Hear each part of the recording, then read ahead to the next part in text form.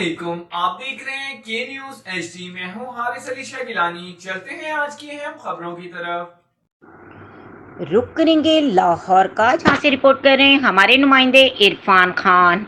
मुल्क भर में जारी बदतरीन लोड शेडिंग पर हंगामी इजलास में वजीर आजम शहबाज शरीफ वुज़रा और अफसरान पर बरस पड़े। इजलास में वजीर आजम को बताया गया कि सिर्फ 2 घंटे की लोड शेडिंग की जा रही है। वजीर आजम शहबाज शरीफ ने इजहार बरहमी करते हुए कहा कि लोड शेडिंग 10 घंटे से जायद है। उन्होंने कहा कि मैं आपके झूठ तस्लीम करने को तैयार नहीं। अगर आप मुझे लोड शेडिंग की ये तावील दे रहे हैं तो मैं नहीं मानता। वजीर आजम ने कहा कि कुछ भी करें, 2 घंटे से ज्यादा लोड शेडिंग के अलावा कुछ बर्दाश्त नहीं किया जाएगा। वजीर आजम ने कहा कि 2 घंटे से ज्यादा लोड शेडिंग हुई तो आप लोगों को नौकरियों से फारिग कर दूंगा। वजीर आजम ने वुज़रा और हुक्काम की वजाहतें मुस्तरद कर दी। उन्होंने कहा कि अवाम को मुश्किल से निकाले, मुझे वजाहतें नहीं चाहिए।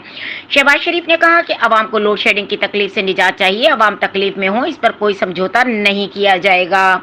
वजीर आजम ने FIA में पेशी के फौरन बाद वजारत तवानाई के वुज़रा और आला हुक्काम को लाहौर तलब किया था। शाहिद खाकान अब्बासी, मुफ्ता इस्माइल, मुसद्दिक मलिक और मुस्लिम लीग नून के सीनियर रहनुमा इजलास में शरीक हैं। वजीर आजम की ज़ेर सदारत इजलास में मुल्क में लोड शेडिंग की सूरत हाल पर गौर किया जा रहा है। लोड शेडिंग की वजूहात, मुहर्रिकात और इसके सद्देबाब के लिए इक़दाम का जायजा भी लिया जा रहा है। मजीद खबरों और अपडेट्स के लिए हमारे साथ रहिएगा। तब तक के लिए अपना ख्याल रखिएगा। अल्लाह हाफिज।